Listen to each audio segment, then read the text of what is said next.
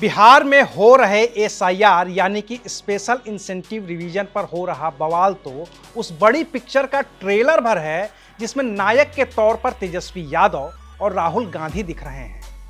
इस कवायद की बड़ी और असली पिक्चर तो दिखनी अभी बाकी है, क्योंकि अब बिहार के बाद एसआईआर बंगाल में होने जा रहा है, जिसके लिए चुनाव आयोग अपनी तैयारियों में जुट गया है।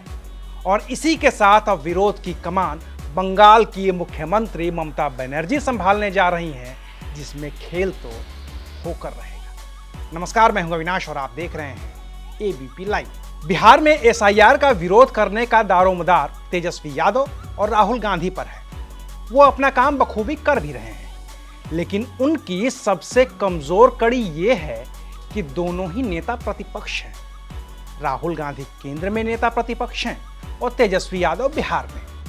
और नेता प्रतिपक्ष होने के नाते उनकी कुछ सीमाएं हैं, जिसमें वो राज्य के किसी भी अधिकारी पर किसी तरह का कोई दबाव नहीं बना सकते। नतीजा ये है कि उन्हें वोटर अधिकार यात्रा निकालनी पड़ रही है और जो भी बातें हैं वो पब्लिक के बीच जाकर करनी पड़ रही हैं। लेकिन क्या बंगाल में भी यही होगा? ये सवाल इसलिए है क्योंकि चुनाव आयोग बंगाल में भी स्पेशल इंसेंटिव रिवीजन यानी कि एसआईआर करने जा रहा है। हो सकता है नाम कुछ और भी हो। इसके लिए चुनाव आयोग ने बंगाल के मुख्य सचिव और जिला निर्वाचन अधिकारियों को तैयारी करने के लिए कहा है और निर्देश दिया है कि एसआईआर के लिए अगर भर्तियां करनी हो तो वो भी तुरंत ही शुरू कर दी जाए।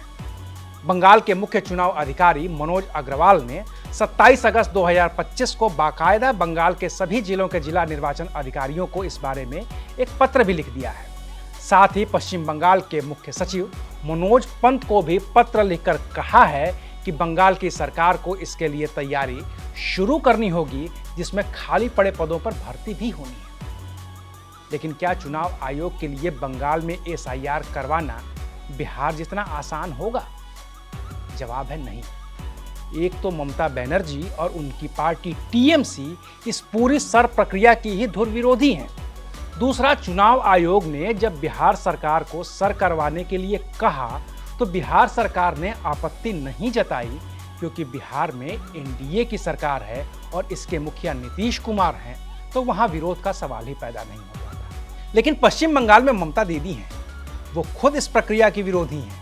ऐसे में उनके ही अधिकारियों को एसआईआर के लिए राजी करवाना चुनाव आयोग के लिए टेढ़ी खीर साबित हो सकता है। अगर संवैधानिक संस्थाओं का हवाला देकर चुनाव आयोग बंगाल के मुख्य सचिव, राज्य चुनाव आयुक्त और जिला निर्वाचन अधिकारी से यह प्रक्रिया शुरू करवा भी दे तो प्रक्रिया पूरी करना उन्हीं अधिकारियों के हाथ में होगा जो सीधे ममता बनर्जी को रिपोर्ट करते हैं। ऐसे में चुनाव आयोग के लिए बंगाल के अधिकारियों से अपनी बात मनवाना कतई आसान नहीं होगा। इस पर तुर्रा यह है कि बंगाल में भी विधानसभा चुनाव में कोई लंबा वक्त नहीं बचा है। अगले साल 2026 के मार्च-अप्रैल में विधानसभा के चुनाव होने हैं।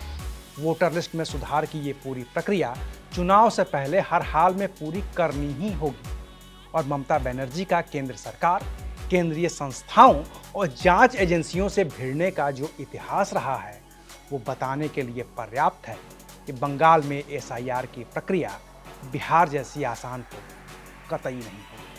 अभी के लिए शुक्रिया। आप देख रहे थे एबीपी लाइव।